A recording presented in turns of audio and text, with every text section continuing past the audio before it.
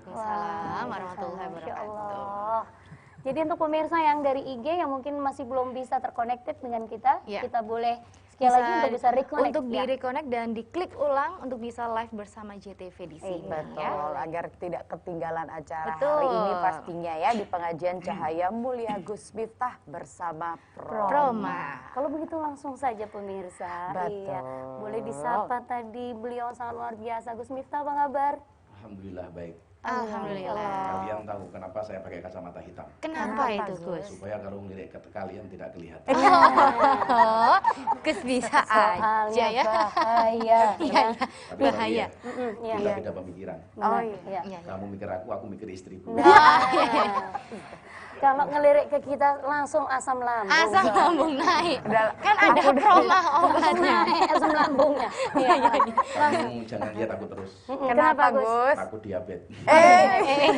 Manis. Manis. Iya, iya, iya. Oke, langsung. Berarti dari tadi itu saya kan dari tadi akhirnya ini kebuka ya, kebuka rahasia saya. Dari tadi saya ngelirik-lirik Gus terus. Kirain bacaan apa gitu dari tadi. Sampai Ngafalin ternyata, ngafalin gombalan. Iya, iya, iya. Kepala.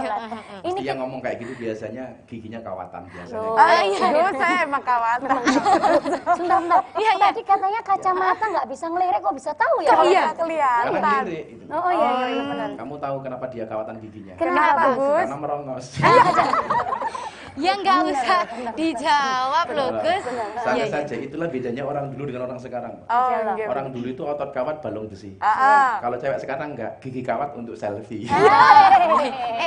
Cakep. Cakep. Habis saya belum apa-apa udah dihabisin Bu, yang loh. musik Iya. ini kasih Udah kerincing-kerincing gitu loh ada Gus Miftah. kerja dini. Terlalu terkesima. Apa dibalik? Kita. Aku pegang keyboard, kamu ngaji. Ayo. Ayo, tuker. Ini sebelum bisa langsung saja tausiah dari Gus Miftah, tentunya kita sudah ada mohon izin. Ada Betul. 2 pertanyaan yang dari tadi meneror Instagram kita ya. Oh, diteror. Boleh bertanya. Titip tanya Titip gitu Mbak ya. Tiara Sukawat, silakan. Gini Gus, Lah ini orang ngaji takoni kepiye teh? nitip Gus sebelum Oh, mulai nitip. gitu Nitip Gus. pertanyaan. Itu kan modus kamu supaya bisa lihat aku. Iya. Kerincing. Waduh, ini kurang cerdas ini. Ayo, Kan ayo. dari tadi cuma lirik-lirik aja ya kan ini di Lanjut, depan lanjut. langsung. Baik, ini Gus pertanyaannya Gak usah adalah komentar, biasain. kan memang ini Oh, iya. biar gak pandangan dia Ditutupi, tuh gak ditutupi, ide biar Bu saya Tiara. tutupin gini. Gimana hukumnya pemimpin ketika hanya mementingkan keselamatan pribadinya dan mengabaikan rakyatnya? Gitu. Itu harus dijawab. Harus Gus. Ya nggak apa-apa lah, udah transfer kok. Oh ya. Aduh, sudah lunas loh Gus. Ya. Assalamualaikum warahmatullahi wabarakatuh. Waalaikumsalam. Hamdan wa syukranillah, assalatu wassalamu ala rasulillah, Sayyidina Maulana Muhammad ibni Abdillah, wala hawla wala quwata illa billah, amma ba'dah. Selamat malam para pemirsa studio dan pemirsa yang di rumah. Malam hari ini Gus Miftah hadir bersama Promah. Masya Allah. Dan kalian para pejuang rupiah, Tahu ya. aja Gus ya. Kalian tahu kenapa keringat itu asin? Kenapa? Kenapa? Gus? Karena dalam perjuangan nggak ada yang manis.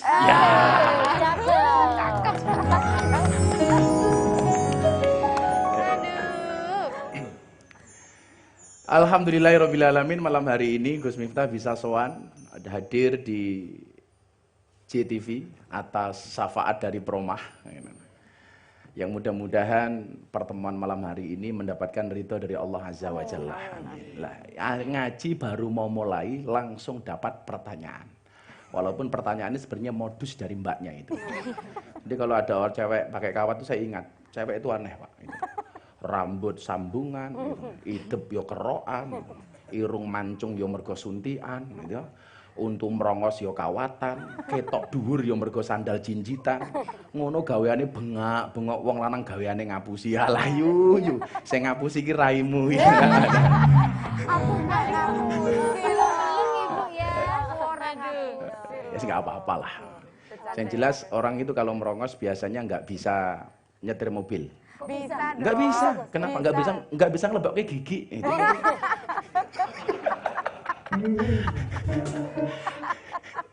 Santai aja, Nduk. Merongos itu mingkem yang tertunda. Aduh.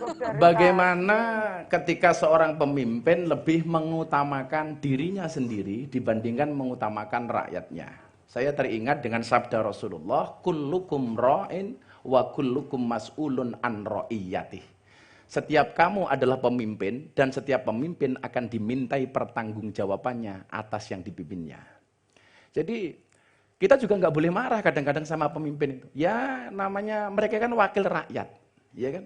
Pemimpin itu kan wakil rakyat. Jadi apapun kepentingan rakyat diwakili oleh pemimpin, ya kan? Rakyat pengen kaya ya diwakili pemimpin, itu kan? Rakyat pengen punya mobil ya diwakili pemimpin, itu loh. Ya, betul kan? Rakyat pengen jalan-jalan ke luar negeri ya diwakili pemimpin. Bahkan besok masuk neraka diwakili. Ya ora ya ngawur. Ya enggak itu. Jadi banyak kemudian kepentingan rakyat ini yang dikorbankan demi kepentingan pribadi. Satu saat saya pernah pengajian di satu tempat, satu daerah, jalannya itu jelek banget. Jadi sopirnya itu bilang begini, mohon maaf Kiai, ini jalannya jelek, ini yang rusak truk-truk gandengan. Gitu. Truk-truk gandengan. Saya bilang, kamu salah. Ini jalannya jelek itu bukan yang rusak truk gandengan, tapi mobil mewah. Loh, kok bisa kayak? Iya, karena seharusnya anggaran untuk membangun jalan dikorupsi untuk beli mobil mewah. Nah, itu. Jadi gitu. Jadi orang-orang seperti ini ya besok hisapnya itu berat, gitu loh, berat. Maka hari ini apalagi momentum pilkada seperti ini ya mohon maaf, jangan hanya terprovokasi dengan calon pemimpin yang Tony Boster. Apa itu Tony Boster? Waton muni ndobose banter. Ya, yang becak tanpa pir, waton jeplak tanpa mikir, gitu loh. Ban becak tanpa pelek, waton jeplak orang nganggo utek. Gajah dibelangkoni, orang sedeng. Oh gede banget ya bro. Belangkoni sewira. Maka pemimpin-pemimpin seharusnya melihat bagaimana kemudian ketika Nabi Muhammad menjadi seorang khalifah, seorang presiden. Nabi Muhammad itu presiden. Dan seperti Nabi Muhammad, presiden masih bisa kelaparan, nggak makan. Biasa 3 hari 3 malam Rasulullah tidak makan. Bahkan satu ketika ngimami sholat, ketika gerakan sholat Nabi Muhammad itu ada suara gemuruh dari perutnya. Setelah selesai ditanya oleh para sahabat, wahai Rasulullah, ketika tadi kami sholat kok ada suara aneh dari badanmu, itu suara apa? Kata Rasulullah, nggak ada apa-apa kok. Para sahabat ngeyel, kami dengar Rasulullah ngeyel, please deh, nggak ada apa-apa kata Rasulullah. Sampai akhirnya kemudian didesak oleh para sahabat, Rasulullah jawab, ya ada suara gemuruh dari badanku. Kenapa? Ketika dibuka jubahnya Rasulullah, ternyata ada kain yang dililitkan di badan Rasulullah, ketika dibuka isinya kerikil. Para sahabat bertanya, itu kenapa wahai Rasul? Apa jawaban Rasulullah?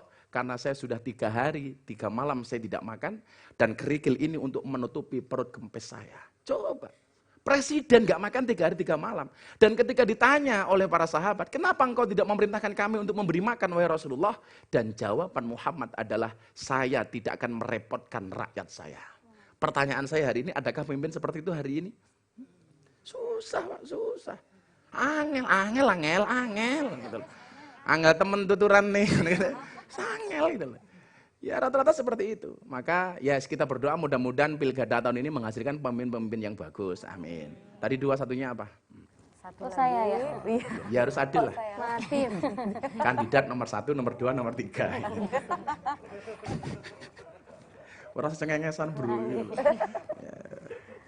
Pertanyaan kedua. Gimana hukum seseorang yang tahu hukum agama tapi pura-pura nggak tahu? Waduh. Tahu hukum agama Tapi dan pura-pura nggak tahu. Itu hukumnya itu lebih berat daripada yang nggak tahu agama. Saya mengatakan kepada anak-anak saya kalau saya pengajian di lokalisasi di klub malam itu, orang yang tahu hukumnya minum alkohol dan dia minum itu dosanya lebih besar daripada yang nggak tahu hukum minum itu apa. Maka saya kalau di tempat-tempat seperti itu saya mengatakan sama mereka, kamu kalau jadi peminum yang jujur sajalah, jangan mengatakan yang haram itu halal. Kan ada anak-anak, ini mabuk Islami yuk Gus. Wah, buka botol bismillahirrahmanirrahim. Mau minum doa dulu Allahumma barik lana. Begitu mabuk, alhamdulillah.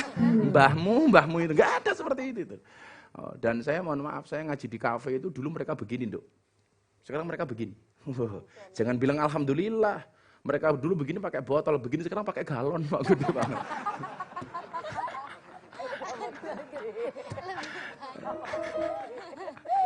Jadi orang yang tahu hukum agama kemudian dia melanggar, tentunya konsekuensi hukumnya itu jauh lebih besar daripada yang awam. Yang awam. Jadi kalau orang-orang di daerah-daerah terpencil dia belum tahu hukumnya sholat dan dia tidak melakukan sholat, itu ya sekedar itu. Tapi kalau dia tahu hukumnya sholat kemudian dia tidak sholat. Saya jadi ingat cerita ketika seorang WTS itu mendatangi Nabi Musa alaihissalam dengan keadaan menangis, wajahnya sangat-sangat bersedih. Dia datang kepada Nabi Musa. Wahai Musa, ketika ditunggu kemudian Musa datang. Wahai Musa, saya pengen curhat. Curcol, Cin, curcol. Aku ndelok ke maskermu, aku jadi salah fokus ya. Cangkemnya double ya. Hah? Oh kekinian. Ya Allah, ya Allah. Pokoknya tetap taat pakai masker ya, walaupun maskermu jelek. Tapi itu wajah jelek, wajah palsu, Nduk. Aslinya insya Allah lebih parah. Ketika kemudian ditanya, kamu mau curhat apa? Saya pendosa besar, wahai Musa. Kamu dosa apa? Saya berzina. Kemudian saya hamil. Dan begitu anak saya lahir, saya bunuh. Dibunuh. Jadi berzina, mateng, lahir, dibunuh. Nabi Musa ini marah. Udah kamu pergi. Datang-datang bawa dosa. Begitu wanita ini pergi dalam keadaan andilau antara dilema dan galau. Ya bagaimana ketemu Nabi saja sudah tidak bisa mintakan maaf kok. Kemudian apa? Malaikat datang kepada Musa. Hei Musa kan? Gitu. Ya bro. Gitu kan. Itu kenapa perempuan kamu usir? Gimana malaikat? Dia banyak dosa. Datang-datang ke rumah saya malah bawa dosa banyak. Zina, hamil, anaknya lahir, dibunuh. Ini dosa besar. Apa kata malaikat? Wahai Musa, tahukah kamu satu dosa yang itu lebih besar daripada dosa ini. Satu perbuatan yang dosanya lebih besar daripada zina, kemudian membunuh. Si Musa menjawab, ya saya pengen tahu. Akhirnya malaikat tanya, kamu pengen tahu? Apa tahu aja? Wah, saya pengen tahu banget katanya. Apa jawaban malaikat? Satu perbuatan yang dosanya lebih besar daripada berzina dan membunuh adalah ketika seorang hamba meninggalkan sholat dengan sengaja tanpa alasan apapun. Dosanya gede banget. Artinya kemudian apa? Kayak kita ini tahu hukumnya sholat seperti itu, kok kemudian kita meninggalkan, hati-hati.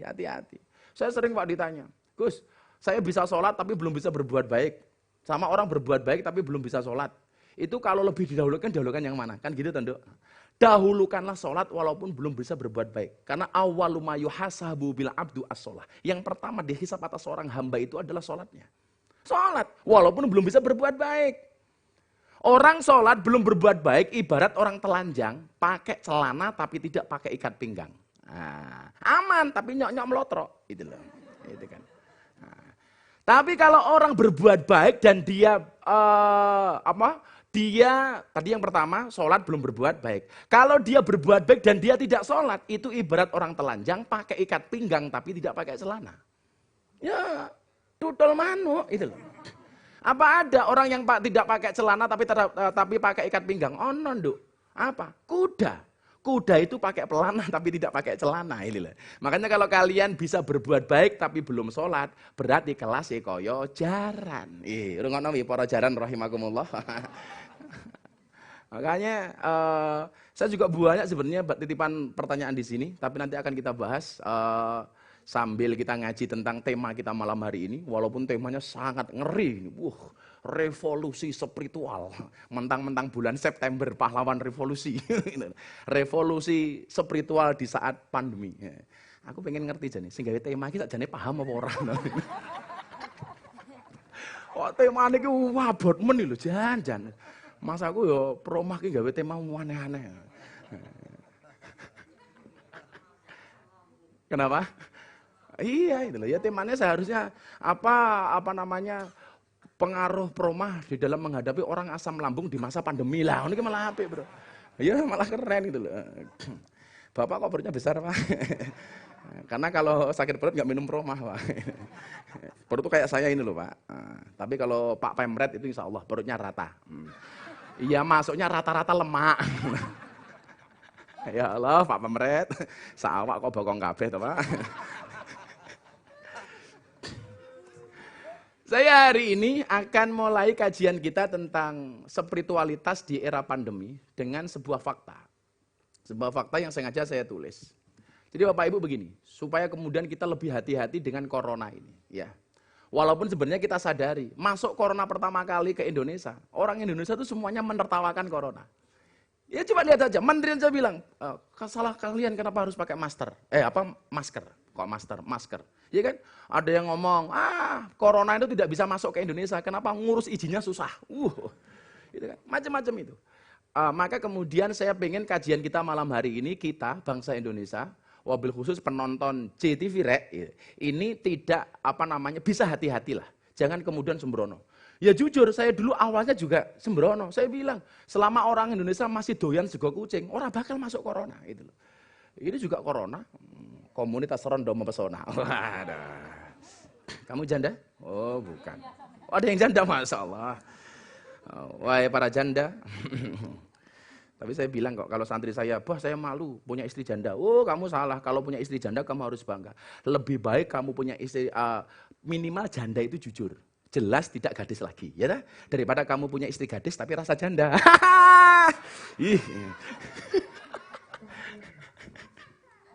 Oh no bro, birung. Udah nikah belum? Oh kamu? Oh rupa kayaknya ya payu ya. Itu juga sudah? Oh belum. Sakit lele. Jadi kalau kamu bilang, kenapa kamu janda? Kamu janda. Kenapa kamu jomblo? Kamu jawab, aku jomblo karena aku lebih pengen punya banyak teman daripada banyak mantan. Iya, ngono. Jane ya ora payu ku ya asline. Kita ngomong corona, coba. Saya kemarin nyatet begini.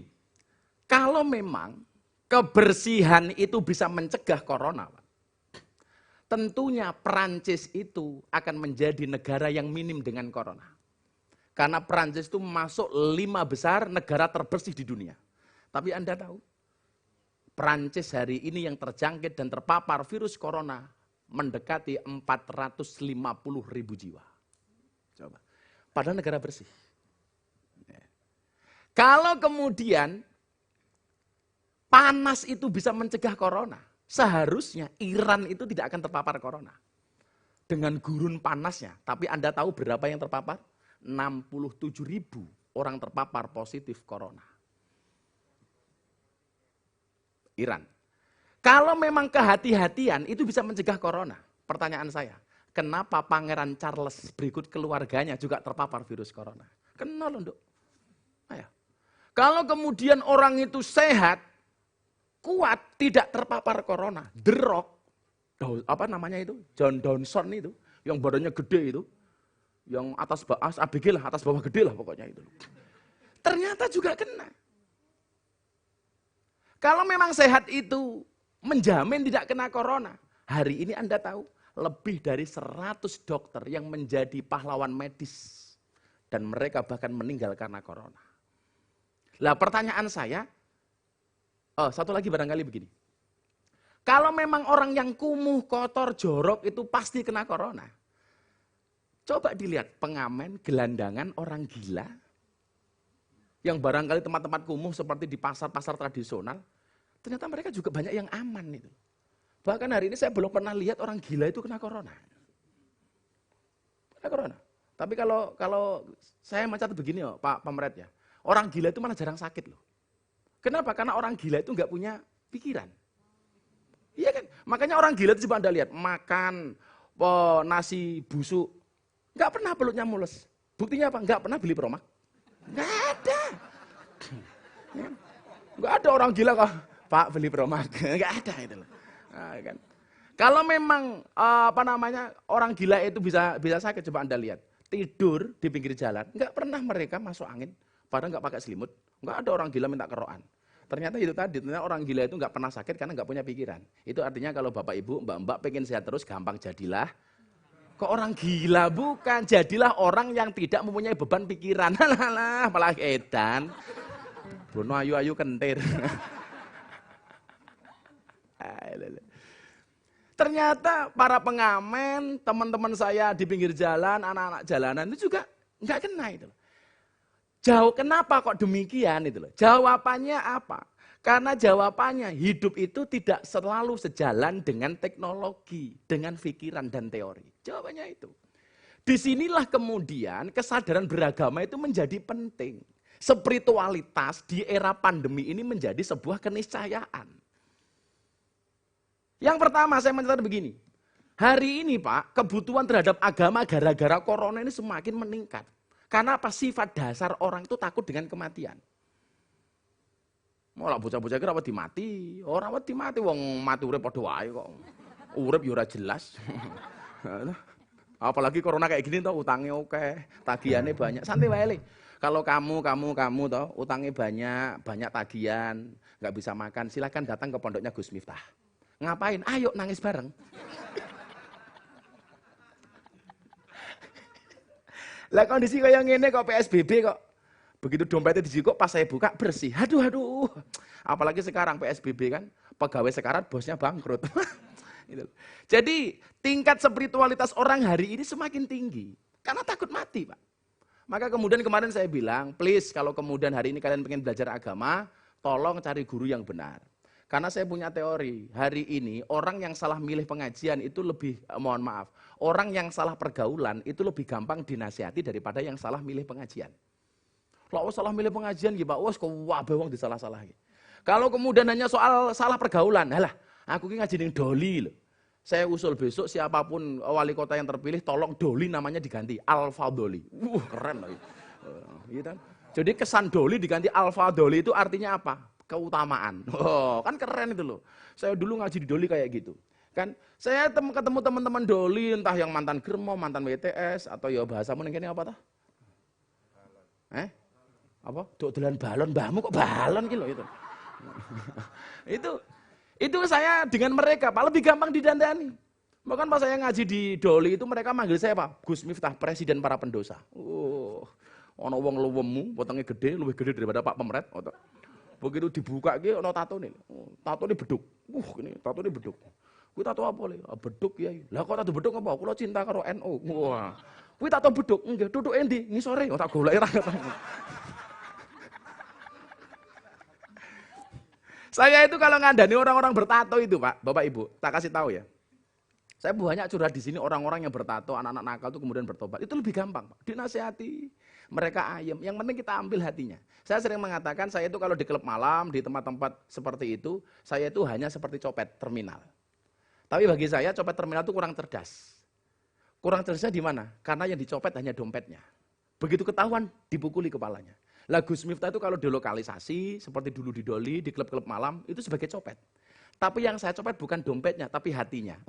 Kalau hatinya sudah dicopet, jangankan dompet yang lain diberikannya Pak. Ngono carane. Ya ngono wong ngaji malah ngenang-ngene. HP-ne murah enggak ya.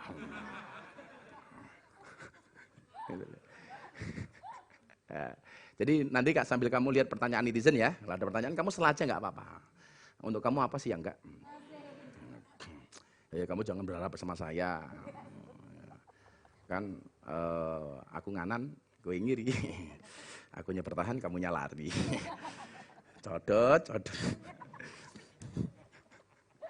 Maka di kondisi seperti ini, saya pengen kemudian yang pertama, senantiasa minta perlindungan kepada Allah. Karena sebaik-baik penjaga itu hanya Allah. Fallahu khairun hafidh wa huwa arhamur rahimin. Minta perlindungan sama Allah. Hari ini banyak orang yang ketakutan berlebihan karena lupa dengan Allah. Maka saya sering mengatakan apa Pak? Berdoalah kepada Tuhannya corona supaya corona segera dihilangkan. Jangan gara-gara corona kita kehilangan Tuhan. Karena ini bagian dari ujian. Walanabluwannakum bisyai'in minal khauf wal ju' wa naqsim minal amwal wal anfus was samarat wa basyiris sabirin. Ini bagian dari ujian dan ini hanya bisyai'. Kecil. Ini kecil bagi Allah. Coba aku lihat kalian hamba-hambaku. Saya kasih ujian makhlukku yang namanya corona. Ingat, sehebat-hebatnya virus corona dia tetap makhluk bukan kholik ya. Dia tetap hamba. Makanya kamu minta kepada Tuhannya corona supaya corona segera dihilangkan. Jangan gara-gara corona kita kehilangan Tuhan. Ini bagian kecil dari cobaan, Dok. Coba diuji baru 6 bulan Pak. Ya Allah, habis semua. Habis semua. Saya job pengaji 500 tempat, hilang. Untung masih ada peromah. Nah ya ciloko, wis murah dinyang. Ya Allah itu Pak. Ayo, Pak. Jadi pasrah sama yang Tuhannya corona ini. Kita hari ini terlalu khawatir itu loh. Saya sampaikan begini, waspada harus ya Nduk, Mas. Waspada harus, tapi jangan takut yang berlebihan. Karena bagaimanapun juga kematian kita sudah tertulis di Lauhil Mahfud. Wong mati kan ono sing ngerti oleh. Ono kalane ngiringi kiai ngaji nyekel gitar, kepletikan matane mati niku ya ono. Oh jadi MC pengajian, Cahaya Mulia, JTV kan nyekel mic keloton mek mati niku ya ono. Wong ya kawatan untune gitu loh. Jangan sampai kemudian kita kehilangan Tuhan, pasrah sama Allah. Minta perlindungan hanya kepada Allah. Dia yang menjaga kita. Hari ini banyak kemudian orang yang justru lupa dengan Allah. Jadi ngene lho, ono kalana awake dhewe keweden, di rumah terus gak pernah keluar. Malah mati ini mergo stres. Mergo ora duwe pendapatan dikapyuk bojone kuwi ya ono. Jadi saya pengen kemudian mengingatkan tentang firman Allah, wa man a'rada an dzikri fa innalahu ma'isyatan dongka. Ketika seseorang itu melupakan aku, berpaling dari aku, fa innalahu ma'isyatan dongka. Maka baginya kehidupan yang sempit. Saya begini, Nduk. Santri di pondok saya itu 200 lebih. Semuanya makan ikut saya. Bahkan ada beberapa yang saya sekolahkan sampai kuliah S2. Makan. Istri saya tanya, "Bah, pripun nih? Kowe ora usah pripun-pripun. Lah pripun tak ijolke lho engko aku." Enggak, saya laki-laki yang setia. Saya selalu punya prinsip, lelaki yang hebat bukan lelaki yang mencintai banyak wanita, tetapi mencintai satu wanita dengan banyak cara. Wah. Kenapa saya mengatakan seperti itu? Karena live televisi JTV. Oh, bojoku nonton lah ya merongos aku.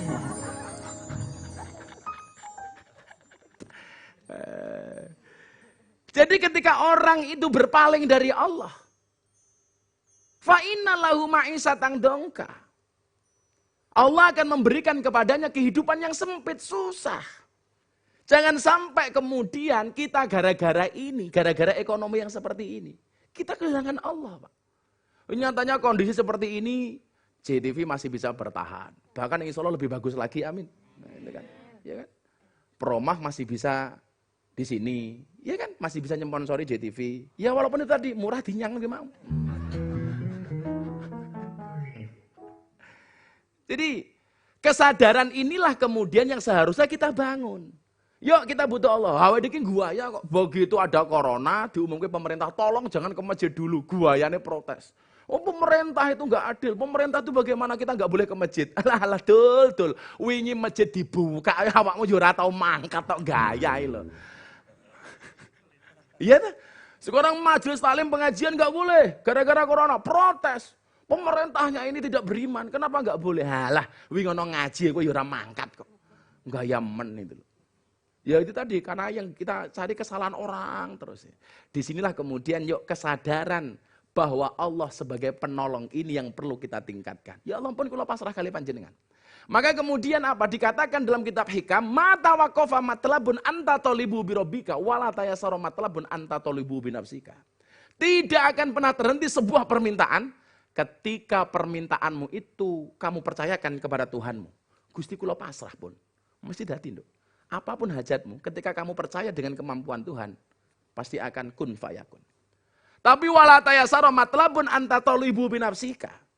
Tidak akan pernah mudah sebuah permintaan ketika kamu percaya dengan kemampuanmu. Manusia itu bisa bukan karena dia bisa, tapi karena dibisakan oleh Allah yang Maha Bisa. Manusia itu mampu bukan karena dia mampu, tetapi karena dimampukan oleh Allah yang Maha Mampu. Kowe iki ketok ayu, mergo elekmu ditutupi karo Gusti Allah. Lah wis dibuka, tenan Pak, gitu loh. Lah tenan. Baru dinampakkan sedikit saja kamu sudah tutupi kok. Ya Allah, irungnya sik ketok pesek sontek solikin. Ya Allah. Apa kae? Oh silikon. Lah ya sing nyontek silikon kuwi jenenge dokter solikin. Aku wis anan kok gitu. Kelihatan seperti itu aja kita udah bingung. Tapi kalau kemudian kita pasrah sama Allah, enteng Pak. Saya punya santri 200, nggak pernah ngaji dan sebagainya. Saya bilang, Allah menitipkan santri kepada saya, berarti Allah menitipkan rizkinya kepada saya. Inilah saya menganggap Allah sebagai penjaga. Enteng Pak. Saya itu malu Pak Mret. Saya punya jamaah itu tukang sol sepatu ya. 3 hari 3 malam, dia tidak bisa memberikan nafkah kepada anak dan istrinya. Kenapa? Karena dagangan sol sepatu nggak laku. Loh. Hari keempat, sholat duha, kemudian anak istrinya dikumpulkan. Wahai anak dan istriku, ini hari keempat kita tidak makan. Kita tidak makan bukan karena saya tidak berusaha. Kalian semua tahu, saya sudah ikhtiar. Tetapi belum ada hasil. Kenapa? Karena hasil itu urusan Allah. Jawaban istrinya ini apa? Solehah banget. Iya Pak, saya tahu. Bapak sudah berikhtiar. Soal hasil itu urusan sama Allah. Pun kula pasrah kalih Gusti Allah. Kira-kira sok kula dadi bojone ngono iso ngomong ngono ki Nduk. Dek, sorry ya Dek ya, saya belum bisa ngasih makan tapi Anda tahu Dek, saya udah bekerja, hasil urusan Allah. Cangkemmu mas mesti ngono kuwi. Wis mesti ngonek-ngonekke bojone sak kemenge. Kwek. Apa meneh sing untune kawatan. Wah, wis rampung terus. Mbet pokoke itu. Akhirnya apa? Karena dia merasa Allah menjaga dia dan anak istrinya. Keluar dari rumah, hari keempat itu dia tawarkan dagangannya. Bengok mangkat. Aku yakin. Karena dia ingat pengajiannya Gus Miftah, fokuslah kepada proses, jangan berorientasi kepada hasil. Karena Allah memerintahkan hambanya untuk ikhtiar, tidak memerintahkan untuk sukses. Jadi kita itu cuma ikhtiar dong. Nggak usah kemudian kita berpikir hasil urusannya Gusti Allah. Saya dulu ngaji di lokalisasi, di klub malam, yang ngaji nggak pernah berpikir viral. Kalau mau cari viral, saya udah 20 tahun, ya sudah pasrah saja. Kalau kemudian menjadi viral, apa ya? Caranya Gusti Allah, ora coroku. Ketika kemudian saya dulu diundang televisi 5 tahun yang lalu, nggak pernah saya mau. Mbak-mbak PSK tanya sama saya, kenapa Abah nggak mau? Saya bilang, sorry, saya nggak mau. Waktu itu. Kenapa? Karena Allah menciptakan Miftah tidak untuk menjadi orang terkenal, tapi untuk mengenalkan Allah kepada mereka yang belum kenal. Tepuk tangan ya oleh kok, Mas. Saya tahu kenapa mereka telat tepuk tangan. Biasanya mikir. Tapi tell me, telat mikir itu. Tapi rasa tepuk tangan, apa arti tepuk tangan tanpa saweran? Akhirnya Pak, jalan dia. Bismillahirrahmanirrahim, la haula wala quwata illa billah. Saya pengen kemudian teman-teman hari ini punya masalah ekonomi, masalah apapun lah. Termasuk teman-teman kameramen, ngerti kok, Li? Aku ngerti lah. Santai tenang lah pikirmu. Aku lah gombali mbak-mbak nganggo kamera kok. Cintaku padamu seperti kamera. Maksudnya fokusnya hanya ke kamu, yang lain ngeblur ngono loh. Jalan dia menawarkan dagangannya. Yakin bahwa kemudian dia hanya ikhtiar hasil urusan Allah, Pak. Keluar dia jalan. Sol sepatu. Wah, semangat isu-isu tau. Bengok. Sol sepatu. Ngomong pantas tak ajar we. Kok mirip ya ngono ya orang ajar ya. Atas izin Allah jam 8:30 ada orang datang. Tergesa-gesa seorang mahasiswa. Pak, niki soal sepatu. Lah iya Mas, masuk soal cangkemmu gitu. Wong soal sepatu kok tak takoni lho lah ya. Akhirnya, mohon maaf Pak, ini soal sepatu tolong segera disolkan secepatnya Pak, karena saya mau berangkat ke kampus. Seweneng Pak, dapat rezeki pertama. Bismillah, tolabul halal, niat ingsun golek rezeki halal lillahi ta'ala disol.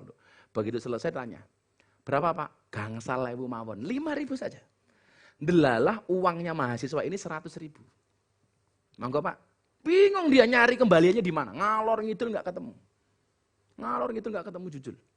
Akhirnya apa? Bilang sama mahasiswa ini, maaf Mas, saya kesana kemari nggak ada uang kembalian. Sudah uangnya dibawa saja. Bagi orang yang 4 hari nggak makan 5.000 itu banyak, minimal beras setengah kilo. Tapi dengan kelegaan jiwa besarnya dia mengatakan apa? Pun dibawa saja. Karena mahasiswa ini juga kesusu, lari sudah. Wes dia yakin. Orang yang sedekah, orang yang berbuat baik, wallahu fi aunil abdi makanal abdu fi auni akhi. Demi Allah. Allah akan menolong hambanya manakala sang hamba menolong saudaranya. Sudah, mulai jualan lagi. Sol sepatu. Sampai jam 12 duhur ternyata nggak ada yang datang satupun. Dengar suara adzan. Allahu Akbar, Allahu Akbar. Dagangan ditaruh, dia masuk masjid. Coba.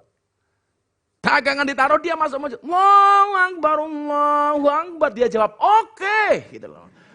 Orang kaya awak, mau krungu adzan susah. Allahu Akbar, Allahu Akbar. Adzan meneh. Cilaka. Wudu sambil minum, sholat. Wes. Wong ki lara duwe duit le. Salate khusyuk ora ora dipikirke kok. Njajal kaya Pak Pamret. Allahu Akbar. Promah badine pira ya ngono. Wes. Lara duwe duit ki pokoke salate khusyuk. Allahu Akbar. Begitu selesai sholat, tangan diangkat, dia berdoa. Ya Allah, aku hambamu sudah ikhtiar. Saya mendengar redaksi ini dari dia. Ya Allah, aku hambamu sudah berikhtiar. Aku sudah bekerja. Pagi sampai sore aku jualan sol sepatu. Dan sampai hari ini belum laku satupun. Saya belum mendapatkan hasil apapun. Aku ora urusan Gusti. Kula niku wajibe mung kerja, hasil urusane jenengan. Nganti anak kula mati, bojo kula mati, urusane jenengan. Sakarepmu. Ngono itu ngene. Wis putus asa kan ngene itu. Jadi saya kasih tahu ya, orang itu kalau kaya, itu biasanya penyakitnya sombong, hubud dunya. Dan orang itu kalau miskin, biasanya apa? Penyakitnya putus asa. Nah, orang itu kalau kaya, biasanya hubud dunya. Saya dipikir mau bondo, gitu. Tapi orang itu kalau miskin, biasanya penyakitnya adalah putus asa. Makanya Anda orang kaya, jangan sombong, jangan hubud dunya. Yang miskin, jangan putus asa. Jangan putus asa itu loh. Oh, aku reso haji, ono carane. Engko tak takok ke Yulianto. Ya aku ngomong ngono men dikontrak karo Yulianto asline. Santai Pak Yul. Lanang kok jenenge Yuli. Ya Yuli. Oh, kok lanang gitu. Insyaallah. Akhirnya selesai itu, Pak. Dia pulang menawarkan dagangannya lagi. Sol sepatu. Mahasiswa yang tadi ngesol ke sepatu ini datang lagi, Pak, jenengan saya cari. Dia ketakutan. Apakah ada yang salah dengan sol sepatunya? Ngapunten nggih kalau salah, sampai lugunya, Nduk. Akhirnya anak mahasiswa ini datang, dia mengatakan apa? Pak, nggak ada yang salah. Saya mau berterima kasih sama Bapak. Dikasih amplop tebel, dikasih plek. Dibuka isinya uang 500.000. Mas, sampean ki ngenyek aku. 100.000 aku reso mbalekke. Ha iki 500.000 lak ngenyek to kowe itu. Orang kok lugunya seperti ini, Pak. Akhirnya apa yang terjadi? Mahasiswa ini bilang, Pak, kula mboten njaluk susuk. Saya pengen berterima kasih kepada Anda. Gara-gara uang 5.000 Anda ikhlaskan untuk saya sampai kampus tempat waktu, saya mengikuti tes beasiswa dan alhamdulillah saya diterima. Ini rasa syukur saya untuk Bapak. Inilah cara Allah menjaga kita, Mas. Cara Allah menjaga kita. Maka hari ini kemudian kalau ada keyakinan spiritual seperti ini, kita pasrah sama Allah, enteng Pak itu. Maka saya selalu mengatakan, kalau Anda dikasih masalah, jangan seperti seekor anjing yang dilempar dengan kerikil. Anda tahu, Mas Promah, kalau anjing itu dilempar kerikil, yang dikejar, yang lempar apa kerikilnya? Kerikilnya. Kerikilnya. Kayak ngerti, wong kancane.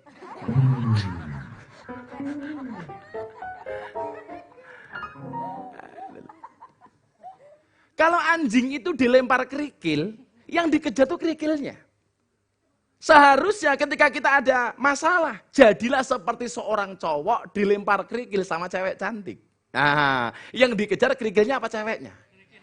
Kerikilnya, wo katarak. Lah wong ono cowok ganteng dilempar kerikil karo cewek ayu sing dikejar kerikile. Gegek kuwi mau. Pasti yang dikejar itu adalah yang lempar. Artinya apa?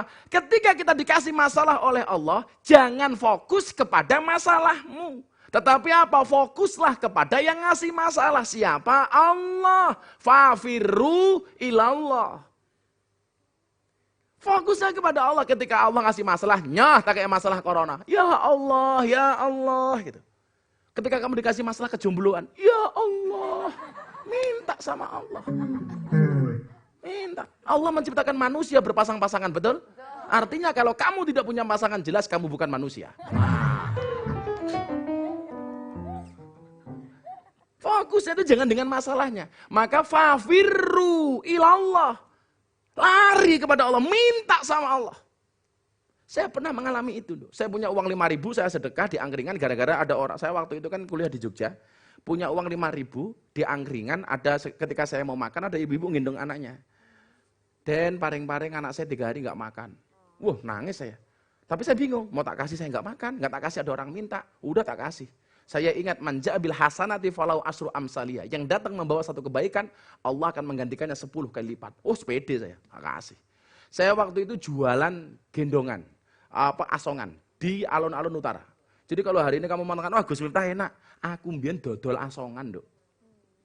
Maka kalau lihat orang sukses seperti itu, jangan kamu lihat sekarang, tapi lihatlah prosesnya.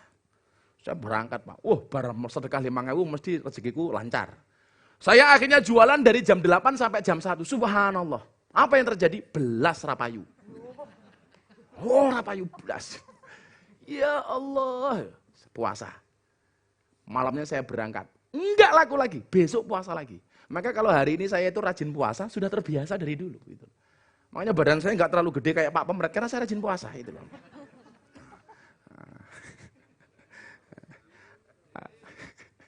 Ya mudah-mudahan Pak Pemret panjang umur ya. Artinya orang sedunia mati, Pak Pemret hidup sendiri, gitu insya Allah. Sampai hari keempat saya puasa nggak laku, Pak.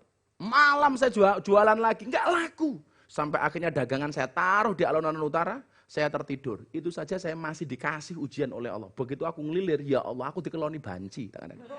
Kaget saya, ya Allah. Makanya kalau sekarang saya punya pengajian teman-teman banci, karena saya pernah dikeloni banci. Gitu loh. Ya mau ngene iki tok, malah mikir macam-macam gitu loh. Kalau banci itu di Jawa Timur namanya Laura, lanang ora wedok ora. Kalau di Thailand namanya Lady Boy, wajahnya lady kakinya boy. Dan ternyata kemudian Allah itu memberikan solusi last minute, Pak. Di detik-detik terakhir. Selama kemudian hatimu bertahta Allah, di dalam hatimu bertahta Allah. Disitulah Allah akan memberikan kunci jawabannya. Maka tidak boleh berputus asa dengan kondisi seperti hari ini. Yang pertama, yakinlah bahwa Allah menjaga kita. Itu yang perlu saya sampaikan. Sebelum saya lanjutkan, ada pertanyaan, Dok? Ada pertanyaan. Oh, ada pertanyaan. Kamu lagi. Oh, cie nggak pede, cie. Inilah ganteng ini menyiksaku. Aduh. Oke, Gus, keuangan saya ini kan rata-rata kan cukup untuk diri saya sendiri gitu. Apanya? Kan. Keuangan. Keuangan? Iya. Ya kamu cari yang bisa nguangin lah.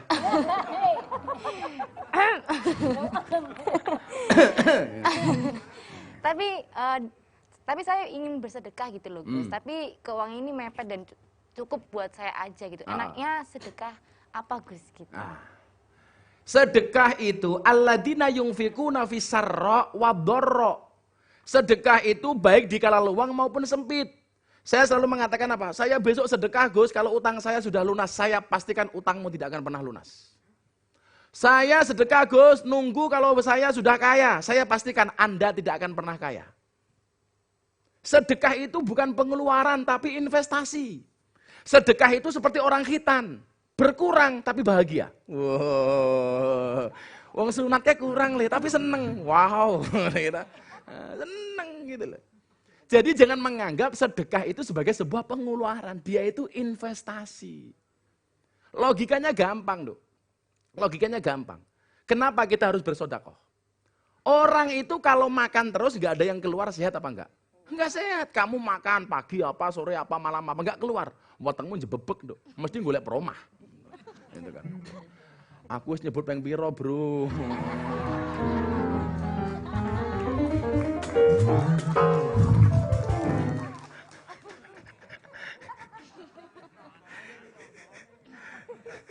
Rungokno kupingmu.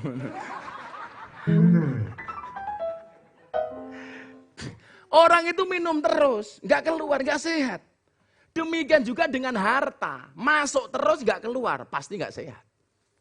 Makanya Pak Yulianto kenapa kok sregep banget ngetokke? Senajan tuh aku orang keduman, itu sregep banget. Sing keduman JTV. Insya Allah nular. Amin lah.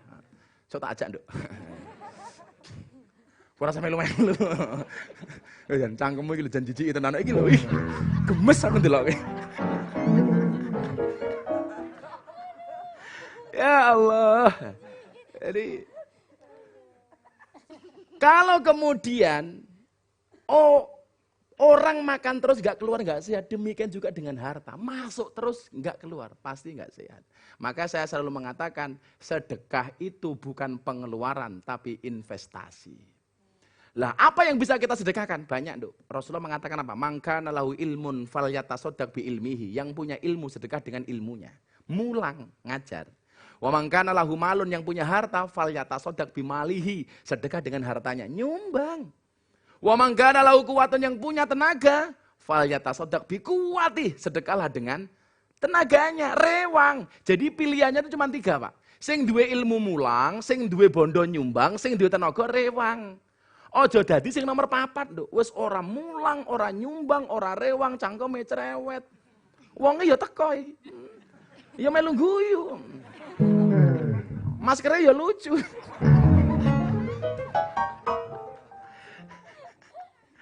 Itu ya. Bisa banyak kita dengan tenaga. Oh, tonggoku repot tak ewangi. Dengan ilmu ngajari dan lain sebagainya. Minimal ketika nggak punya apa-apa, bahkan kekuatan pun tidak punya. Tabassamuka fi wajhi akhika shadaqah. Senyummu atas saudaramu adalah sedekah. Maka seneng sing sumeh. Kowe sok duwe bojo, minimal sedekah senyum. Karena rata-rata istri di Indonesia itu luwih akeh merengute daripada guyune, Nduk. Wingi ketemu bojomu guyu lho. Itu kan bojone rong tangi. Itu karo sing lanang gua. Ya Allah, tapi santai pala bojomu galak. Insyaallah besok di akhirat siksamu dikurangi oleh Allah. Kenapa para suami yang punya istri galak siksanya dikurangi oleh Allah di akhirat? Karena selama di dunia sudah sangat tersiksa.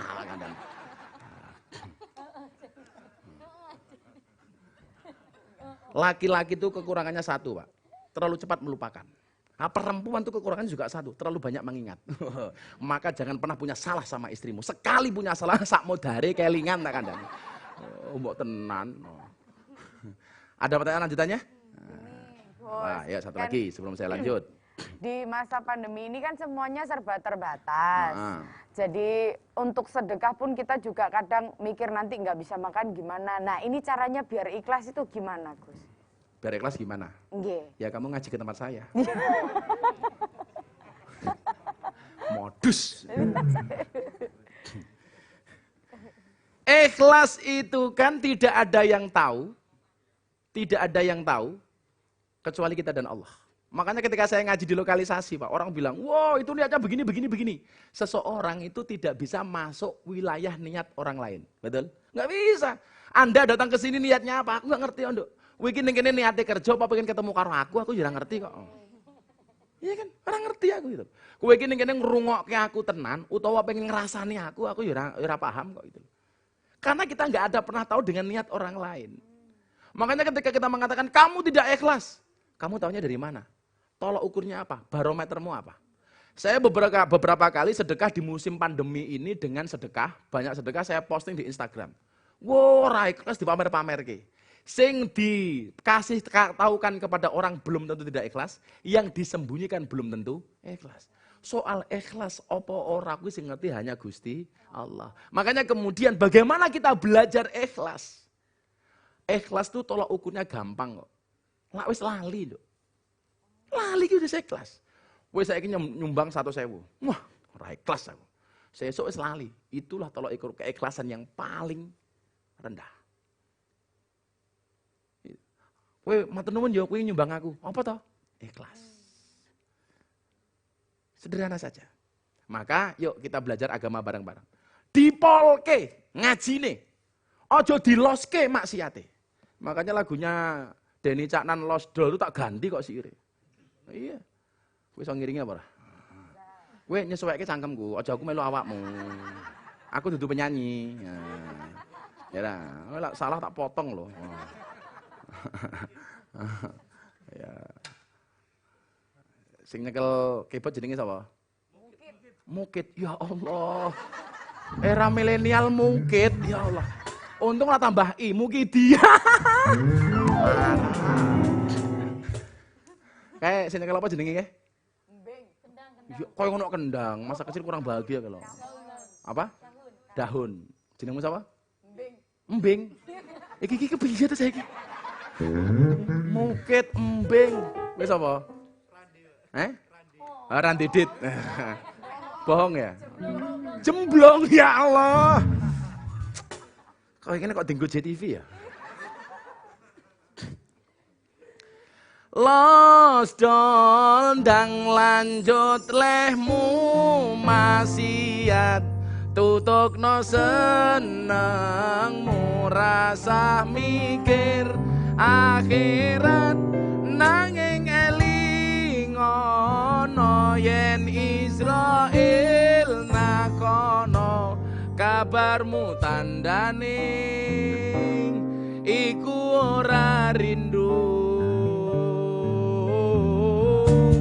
nanging pengen banget jabut nyawamu. Yuk, sambil selawatan. Lanjut. Ya Rabbi sholli ala Muhammad. Ya Rabbi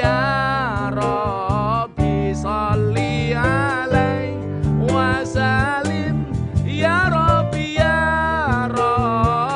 sholli ala Muhammad.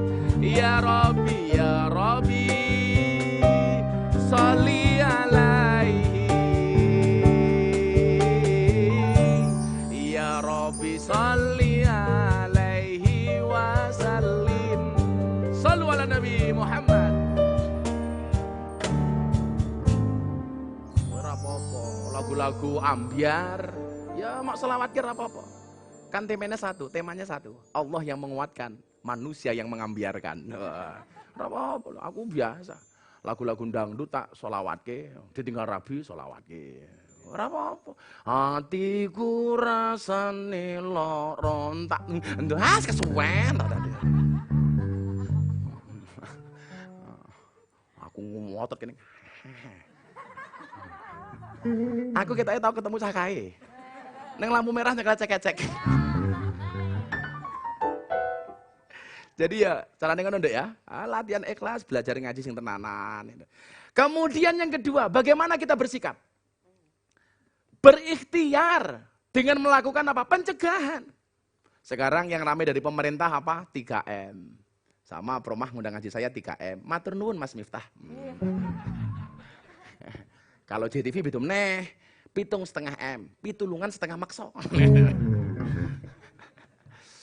Semeneng aku, TV lokal tapi eksis tuh ya salah satunya JTV. Tepuk tangan untuk JTV deh, luar biasa. Ya saya berdoa ya mudah-mudahan eksis. Ya karena gimana kameramen, nasibnya bagaimana mereka gitu loh. Kowe tak ewangi kowe nduk santai wae, rasa nangis. Berikhtiar. Pakai masker, memakai masker. Ya kita pakai. Jangan kita sombong-sombongan. Makanya begini, saya bahkan mendengar penelitian, sekarang itu corona tidak hanya droplet, tetapi airborne. Maka kenapa di ruangan kok harus pakai masker dan lain sebagainya. Karena ketika kita ngomong, virus itu nyebar, masuk ke AC dan lain sebagainya, transfer kepada orang lain. Makanya kenapa di mana-mana suruh pakai masker. Caranya begitu. Kemudian apa? Menjaga jarak. Maka kamu jangan terlalu dekat dengan Gus Miftah. Nanti sayang loh. Iya.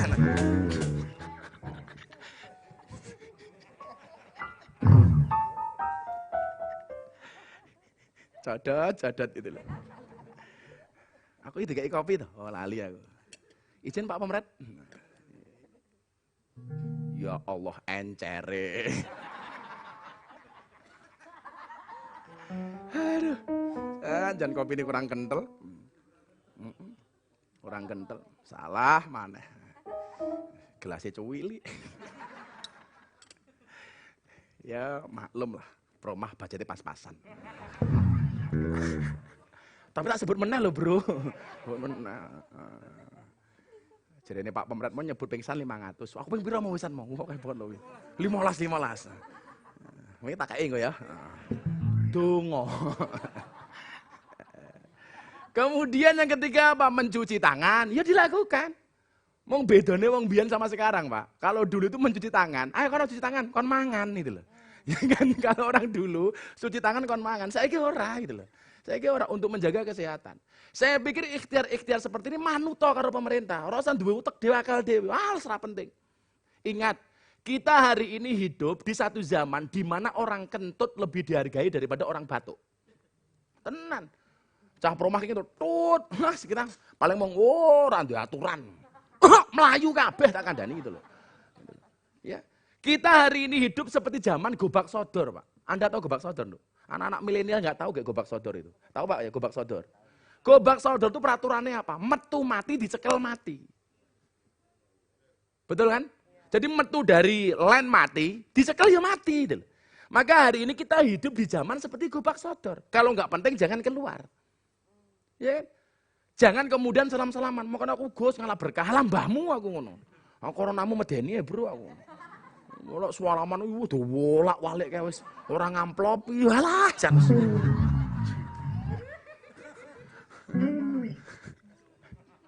Saya itu kalau ngaji pengajian akbar kayak di Surabaya, di Sidoarjo kan saya remuk cuakari. Ya Allah. Ya rondo ya Allah.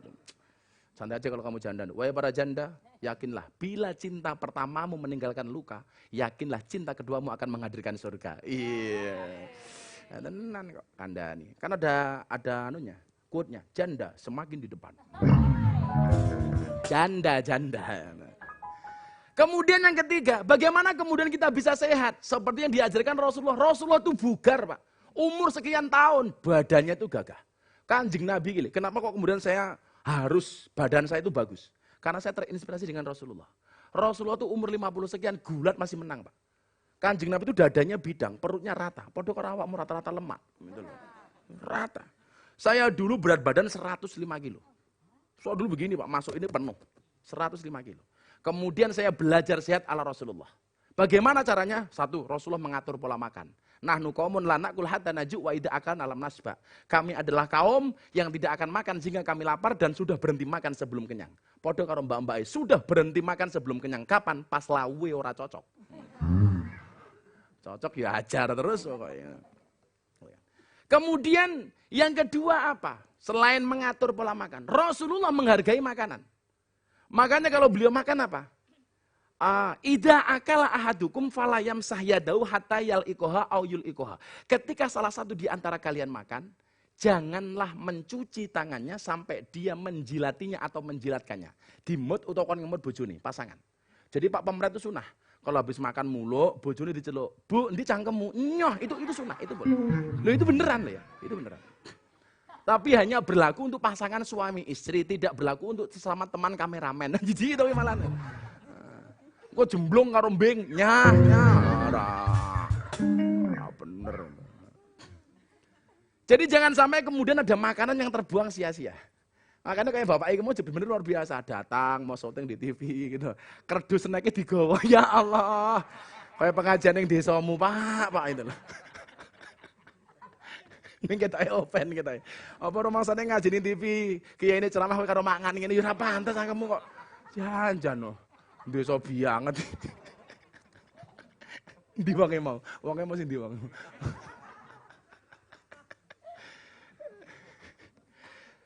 Salah satu cara Kanjeng Nabi menghargai makanan apa? Coba Rasulullah itu kalau mau makan, kita disunahkan berdoa apa? Allahumma barik lana. Ini doanya kalau yang tahu bahasa Arab itu lucu, Pak. Yang makan mulut kita sendiri, yang merasakan tenggorokan kita sendiri, yang kenyang perut kita sendiri. Kenapa doanya kok jamak? Barik lana, berikanlah berkah kepada kami. Kenapa? Karena Rasulullah itu mengajarkan kepada kita untuk menghargai semua orang yang terlibat proses di dalam wujudnya makan ini. Coba Anda lihat, ketika Anda makan nasi, berapa banyak orang yang terlibat atas hadirnya nasi di hadapanmu. Dari sing macul ning sawah, ya. Sampai sing tandur, sing dawur, sing matun, sing mupuk, sing gusahi manuk, sing manen, sing mepe gabah. Kemudian sing giling, dadi beras, sing mususi. Mususi ki bahasa Indonesia apa ya? Ya beda. Coba bahasa Jawa karo bahasa Indonesia ki beda. Lak beras dipususi, ya toh? Iya enggak? Kalau tangan, baju dicuci. Ya beda. Makanya kalau saya ngomong bahasa Indonesia itu ya agak ribet sebenarnya. Nguyuh anyang-anyangan. Apa bahasa Indonesiane? Ora ono. Masa kencing tawar menawar? Ora ono.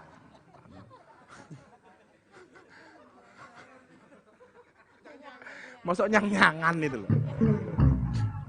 Sing mususi sampai sing ngeliwet, sampai yang membawa di hadapan kita. Ketika kamu berdoa, Allahumma barik lana, semuanya kamu doakan.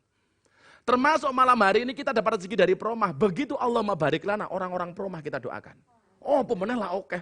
Wah, dongane saya dawa, Bro. Lah oke, orang mau Allahumma barik lana, Yasin sak tahlile wis tenan aku.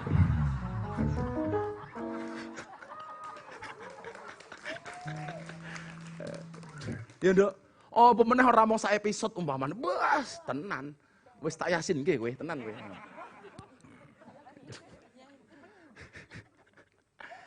Coba, itulah keindahan Islam. Makanya orang Jawa itu luar biasa. Saya sering cerita di mana-mana ya.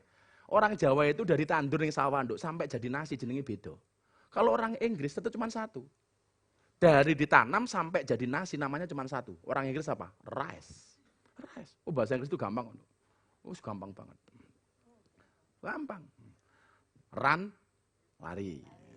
Running, berlari. Ya kan? Gampang toh? Sing,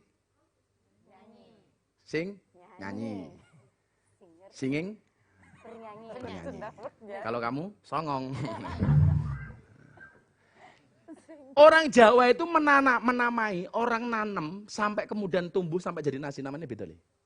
Sing ditandur ning sawah jenenge pari. Pari bahasa Inggrisnya rice. Pari ana wae jenenge gabah. Gabah bahasa Inggrisnya rice. Gabah mung siji jenenge las. Bahasa Inggrisnya rice. Gabah digiling jenenge beras. Bahasa Inggrisnya rice. Gabah tugel jenenge menir. Bahasa Inggrisnya rice. Beras dimasak jenenge sego. Bahasa Inggrisnya rice. Dimasak dawa jenenge lontong. Bahasa Inggrisnya rice. Beras mung siji jenenge upol. Bahasa Inggrisnya rice. Beras dimasak sego dimasak gosong jenenge intip. Bahasa Inggrisnya rice. Sego wingi jenenge wadang. Bahasa Inggrisnya rice. Sego dipepe jenenge karak. Bahasa Inggrisnya rice. Kandhane kok. Ampuh Jawa iki. Akeh tenan. Bahasa Arabe mangan, akalayak kulu. Mangan. Bahasa Jawa nek mbok 10 ya ono li. Dahar, nedi, mangan, madang, maem, gadok, nguntal, gaglak, nyekek, nutul, ana kabeh. Sinten menika Gus Miftah kali sinten Pak Pemret nembe napa? Dahar, enak banget. Sapa kae cah ben nembe napa mbadok? Wis beda-beda. Cara Surabaya lak ngono kuwi. Jadi semuanya kita hargai. Makanya Rasulullah mengajarkan supaya kita sehat menghargai makanan. Kemudian yang ketiga apa? Kanjeng Nabi rajin puasa. Mila mumpung ini masa pandemi, banyaklah berpuasa. Dan saya ini orang yang dikasih kemudahan oleh Allah untuk melaksanakan puasa Daud. Kanjeng Nabi itu puasanya Senin Kemis atau puasa Daud. Saya mengambil Daud, sehari puasa sehari tidak. Termasuk bulan Ramadan saya juga Daud. Oh ora ya. Masa Ramadan Daud gitu. Ya enggak boleh, masa Ramadan kok Daud. Makanya badan saya bagus. Dulu berat badan saya 105 kilo Pak Pemret, sekarang badan saya berapa? 67 kilo. Wow. Ukuran baju saya apa? S. Pak Pemret XXXL. Ya Allah, aku mau dek jalan di belakang saya. Ana wong mlaku kok nggo tambung gas, aku nunggu di belakang.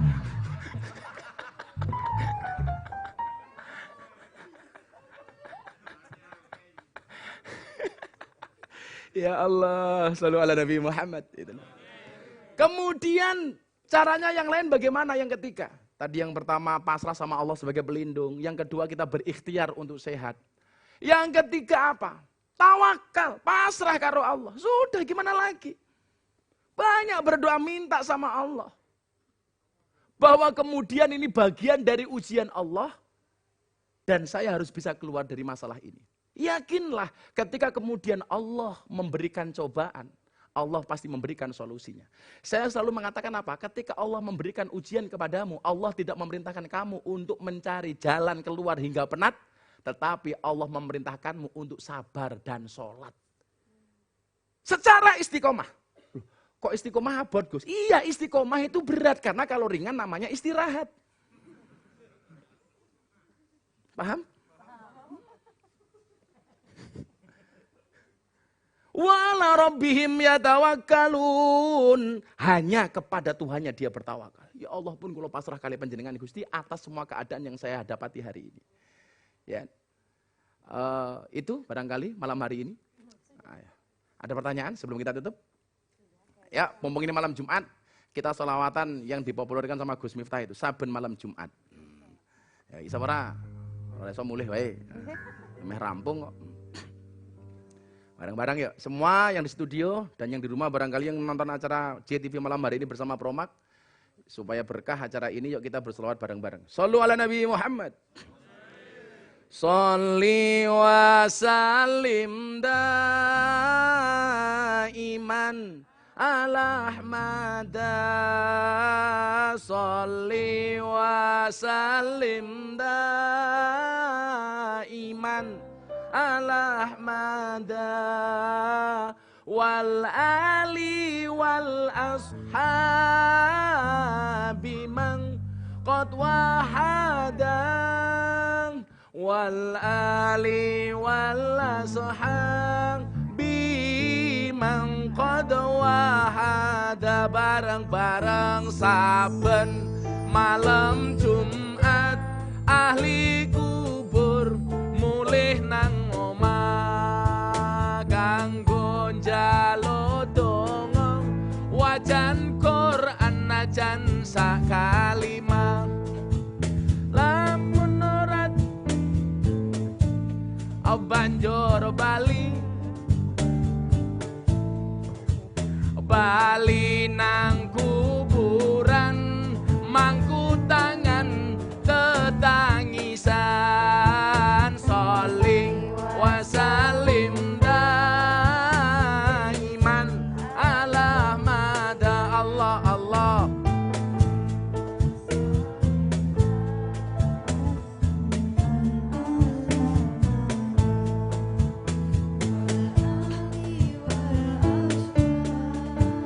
Bimang qad wahada wal ali. Apa kata ahli kubur? Kebaco temenan